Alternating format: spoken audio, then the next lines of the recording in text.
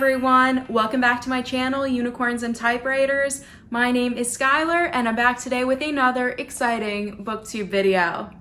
So in today's video, I wanted to talk about The Invisible Life of Addie LaRue. So I finally finished reading this book. I have been wanting to read it since around this time last year when I first received the book when it first came out, and I got the exclusive Crate edition in the Crate Addie LaRue box. It was an excellent box. I still have a bunch of the items. Some of them are on my shelf. I love it. The back is so beautiful. It says never pray to the gods that answer after dark, and it's really pretty. Oh, and it's also signed, which is amazing, obviously. It's so exciting for me to have a signed the Schwab book because I love her writing so much, and this is the only one I have that's signed by her. I really wanted to read this from the time I got it, but for some reason it just kept getting pushed back. I don't know why.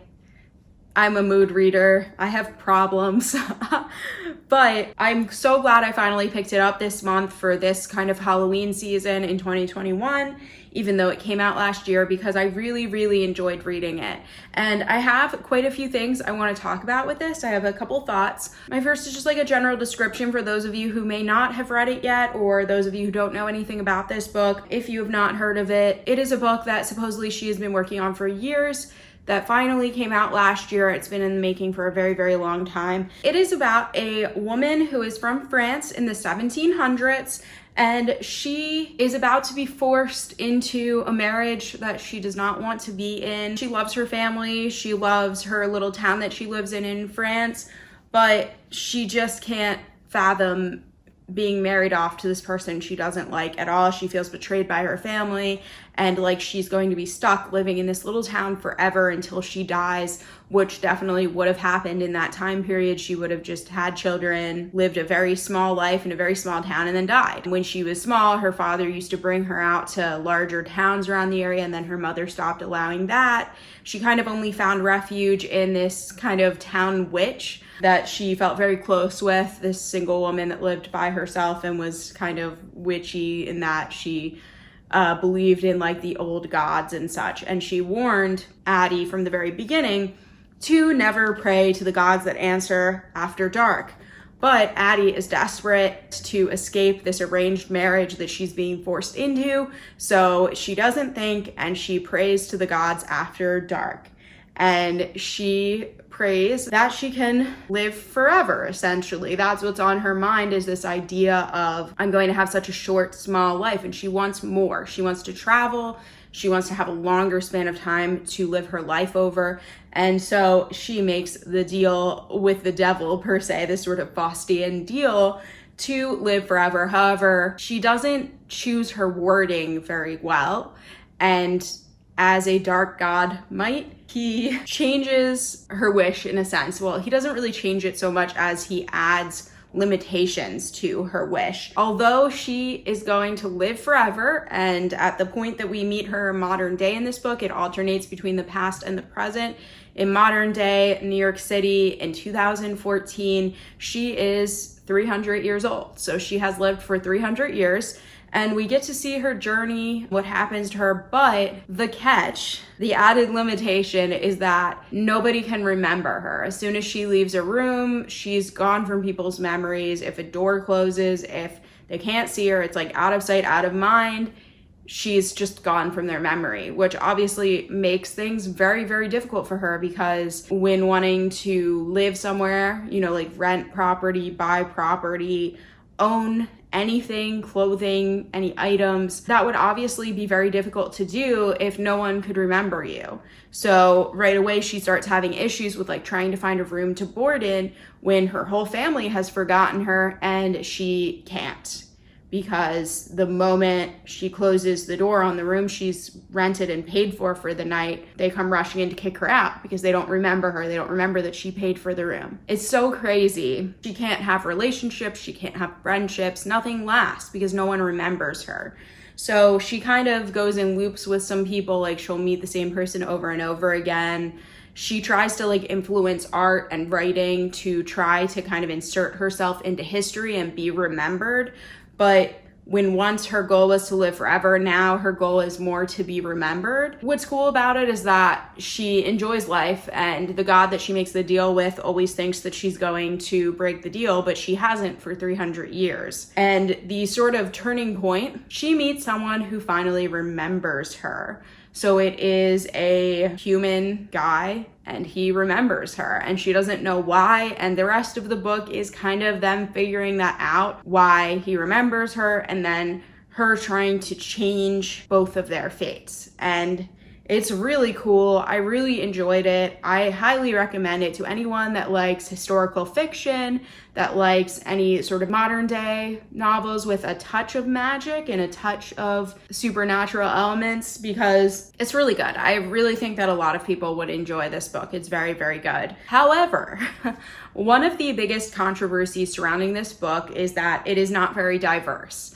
A lot of people really highly criticized it when it came out because it does not have any like diversity, really. There is like one Black character, and that is pretty much it as far as like people of color being portrayed and people of different backgrounds other than like European and white. That's true. I'm not going to argue that, and I'm not going to say anything against that. That's true, and there could have been more diversity. And for someone who lived for 300 years, she definitely would have seen a lot of things. Like, she would have seen slavery, and she would have seen racism, and it's never brought up, really. None of that is ever brought up.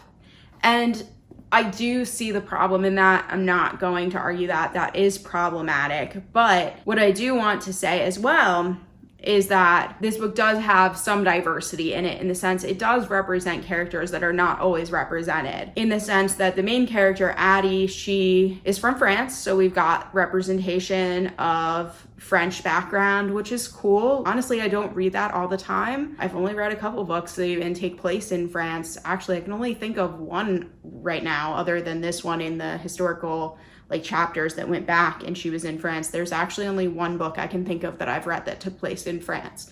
So we've got some French, history and characters, which is cool. And then on top of that, we also have representation of a Jewish character, which is also really cool. There is a character who is Black that is friends with the Jewish character, and she is in the story quite a bit. But I know the biggest criticism is that there's just not enough about her. She's not a very developed character. I get that we don't really get to know her because she can't remember Addie like most people can. So what I think is important to think about, though, is that V.E. Schwab, as an author, she has been working on this book apparently for a very, very long time. And I think this is important to keep in mind. It's an older work of hers, older than some of the more recent books we've read that do have a lot more diversity in them. But on the other hand, it's a very personal book to her. V.E. Schwab herself, if you've read any of her posts about this book, if you follow her on social media at all, she has talked about the fact that half of her background is French and the other half of her background is Jewish. So in that sense, there is representation for her background in this book, the two sides of the coin for her own background. And that's really cool. And I also want to bring up, there's also not that much Jewish representation in fictional novels, in YA. I can also think of less than a handful of books that I've read that have main Jewish characters in them, main protagonists that are Jewish. And it was nice for me to get to read that. I think that is diversity. I don't think that that's not having any diversity. I don't think it's fair to look at this book and say that it's not diverse at all when it has a character of a minority religion in it that is not very well represented in YA or fictional novels in general, especially in like fantasy. I would say not really. And this definitely is, it's got some modern day, but it's also definitely, I would probably group this into a fantasy novel as well because of the supernatural aspects. And I don't know that I've read one contemporary novel with Jewish characters, and I've read a lot of novels about the Holocaust with Jewish characters. And that's pretty much it. We don't get a lot of books that incorporate Jewish characters as regular people and aren't just kind of used as token characters, friends, just like token diversity. Whereas this book, it's mentioned, it's talked about, it's normalized. It's not made to be weird. He's not made to be othered by being Jewish. I really, really liked this about this book. I think that counts as diversity. And I think if you know V.E. Schwab as an author, then you know that this book was about her in a sense. This book is very, very introspective, and she's talking about herself and her own background. She used her own background. And we have this really big issue in, I don't know, because I focus very much on YA. I know it's in YA. We have this huge issue with diversity. And it is so important to write diverse characters. I have said that in other videos. I feel very strongly about that. It's so, so important. And I do think authors should be making very strong efforts to make their books as diverse as possible. But I don't really see this as a failure because it does have diverse characters. It might not have every single character of every single background. And I get that if she's lived 300 years, she should have seen that. But I also get that V.E. Schwab wrote this from her own experiences. And that's the big issue with diversity in YA, is that on one side, we have authors being criticized because they're not being diverse enough. And on the other side, we have authors who are being criticized for writing diverse characters that they are not. So there's this whole issue. V.E. Schwab is a white woman, and she has Jewish background and French background, and she wrote about what she knows. It's pretty safe. She did write another diverse character that is more of a minor character. It was pretty safe for her. She stayed in her lane, per se. If authors do this, they often get criticized for not being diverse enough. But I can think of quite a few scenarios where authors have tried to be more diverse as well and done a really bad job of it. Because if you're a white woman, you might not do a very good job of writing about a Black character's experience, or an Asian character's experience, or a Native American character's experience. That's been a big issue too. There's kind of this issue of like, well, white people shouldn't be writing these stories of other people of color, of people of different backgrounds. We need more own voices novels. Well, in that sense, Victoria Schwab, like V.E. Schwab, she stuck to her own voice for this novel. She wrote about what she knew. She wrote other diverse characters, but they're not main characters because that wouldn't be her own voice, now would it? Those characters should be written by own voice authors. They should be written by authors of that background. There's the whole issue with J.K. Rowling writing about a Native American school. I never even read that story that was supposedly on her, like, website or whatever. I never went on that, and I'm not going to now because J.K. Rowling is problematic in so many ways. But there was such an uproar when she, a white English woman, wrote about Native Americans and supposedly did not do a very good job. I read a lot of articles that were written by Native Americans talking about this issue. I never actually read the story because once I heard of it through those articles by Native Americans basically saying that she should not have written that. It was not in her lane, and these stories need to be told by Native Americans. And so that's the big issue, I think, in YA right now. The problem is I don't know the answer. I totally don't know the answer to how to solve this. All I know is that it kind of feels like a damned if you do, damned if you don't kind of scenario. It's something that gives me a lot of anxiety when I'm writing, because I guess my first approach as a writer was just be like, yeah, I want to write diverse characters. I can write diverse characters. Like, I want people to feel represented. I want young women of all backgrounds to feel empowered and seen in novels. But then I felt like if I write these characters that are from different backgrounds as me, am I then going to be criticized for taking away stories of people that are actually of those backgrounds? And even like making this video is making me nervous because I'm almost a little bit afraid that people are gonna not like what I'm saying here either. And it's hard because I want to do the right thing. That's why with this book, I can recognize both sides. I can recognize that there could have been more diverse characters.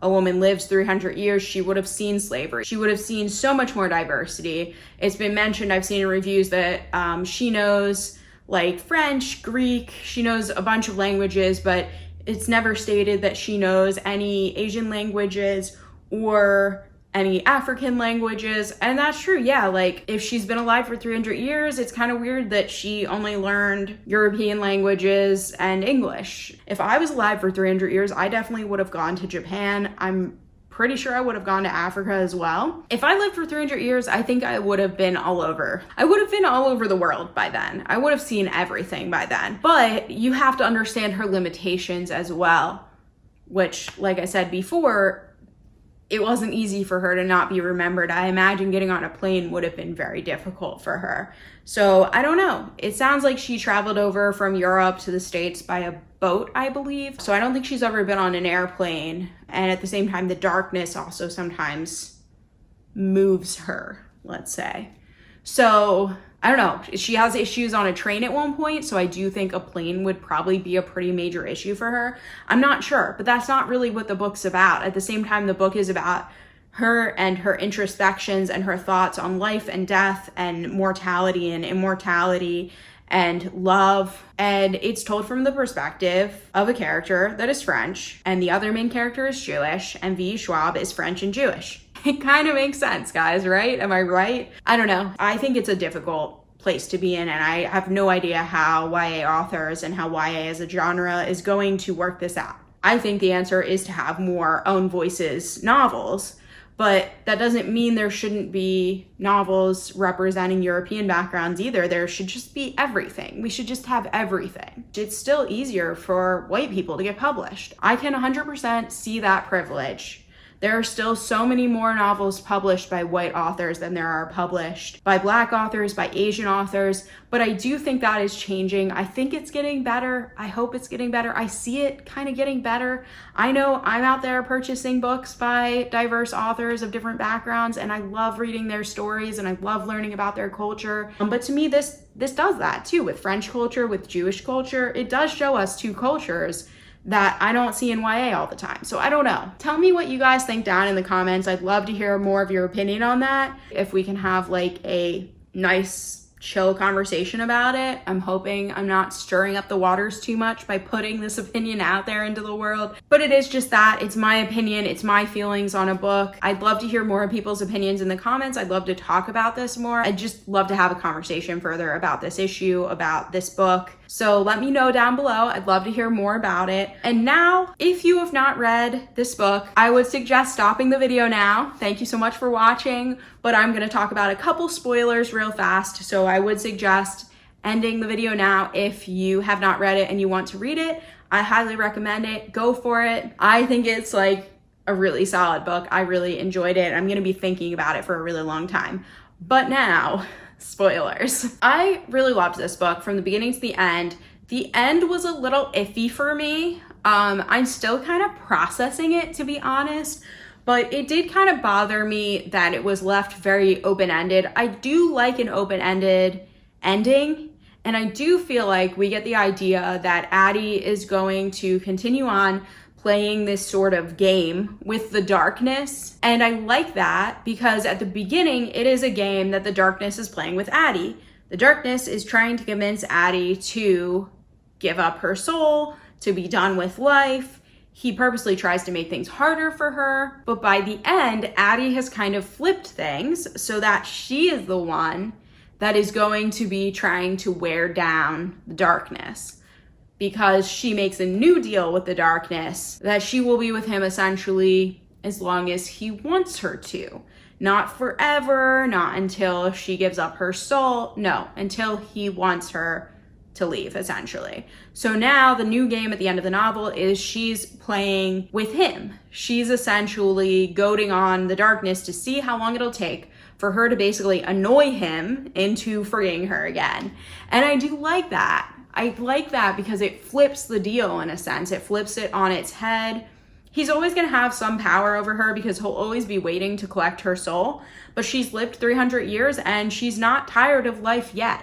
I like that. I like that she finds new things in life every day. I think that's an inspiring idea that you could go 300 years. I feel like I could do that, honestly. I wish I could be immortal in the sense that I wish I had more time to read and learn. I would go to college for multiple majors. I would go and get multiple degrees if I could live forever. That's what I would do. I'd probably be super boring, but I'd travel, I'd learn, I'd just absorb everything there is in life. I'd learn so much and I'd see a lot, I'd experience a lot. I don't see myself ever getting bored either. I know a lot of people that hate being alone, they hate being home. They're like, oh, if they have a health issue or something, they're like, oh, I can't wait to get back to work, or I can't wait to get back to school. I'm so bored being stuck at home. And I'm like, I have a great time at home. I've got my computer, I've got my TV, I've got my phone, I've got a million books. I can entertain myself forever. I can go out for walks, I can travel. If I don't have work or school to worry about, traveling is my favorite. If I have the funds and it's not in the middle of a pandemic, you know, the little details. I actually really like the idea of this woman who made a deal out of desperacy, led a very difficult life, and was able to kind of turn things around for herself. She also is able to help someone else in the process, which is really cool. So if you've read it, you know what I'm talking about. I still am a little hesitant to go into all the details too much, because if people are like me, they sometimes watch spoilers because they just can't stop themselves, and then I find myself like ending the video being like, why did I do that to myself? So I'm not gonna go into like every detail of this, but I will say that I liked at the end that she flipped the deal. In one sense, I thought that it was kind of veering at the idea that she might be able to get back to Henry one day. At the same time, she's then later saying though that she doesn't know how long it'll take for her to break the darkness, essentially. It could be 20 years, it could be 100. And at that point, I'm like, if it took her even just 20 years, Henry would be so much older than her at that point. He's still human. He's still not going to live forever. His aging isn't going to stop. I don't know. Part of me didn't like that she gave up so much and sacrificed so much for love for a guy. This strong, independent woman who, I mean, she is talking about representation before. She's also obviously bisexual or pansexual, which is cool. And so is Henry, which is also cool. So there you go for some representation from the LGBTQ community as well. So I do feel like there is a lot of different representation in this book. It's just not all the representation in the world. But I don't like that she gives up so much for him, that she sacrifices so much for him. She's been living so long. They only knew each other for less than a year. I think it was only really a couple months. And I don't know. That didn't quite sit well with me on like a feminist perspective of like her giving up. But at the same time, I get that, because if I loved someone, I'd probably do it for them too. But it's difficult. I don't know. But at the same time, that is what allowed her, making a new deal with the darkness to help Henry is what allowed her to flip the deal with the darkness and have a chance to kind of wear him down the way he's been trying to wear her down for 300 years. So if she gets to spend 300 years trying to wear him down, I can see how that would be kind of fun for her. But it also, you know, it makes me sad. I don't know. I like that she was able to leave a bigger footprint on history too through Henry. So he did also serve some purpose toward her and her life and her journey as well. But yeah, I don't know. Overall, I just really enjoyed it. Like I said, I'm still processing the ending a little bit, but I do highly recommend this book. I think it was really enjoyable. And I think it does have some diversity of some characters, like I said, French descent, Jewish descent, and LGBTQ, which is cool. I mean, it's hard to fit every type of diversity and every type of background in one novel, but I do understand the fact that she's been living long enough that it's hard to imagine her not seeing so much. But you also really just get small glimpses of her life. It's about her introspection on life, death, mortality. It's not quite about what's going on in the outside world so much as what is affecting her. I'm not sure. It's hard. And then it's the whole privilege thing. You know, things didn't affect her. She was still white. She had a hard time as a woman in the 1700s trying to make it on her own, but she's still white, so she still has privilege in that sense. Do you agree with any of my thoughts? I'd love to hear it down below in the comments. Please like this video if you enjoyed watching, and subscribe to my channel if you want to see more content like this. I will be back with another video soon. Have a good rest of your week, everyone. Bye!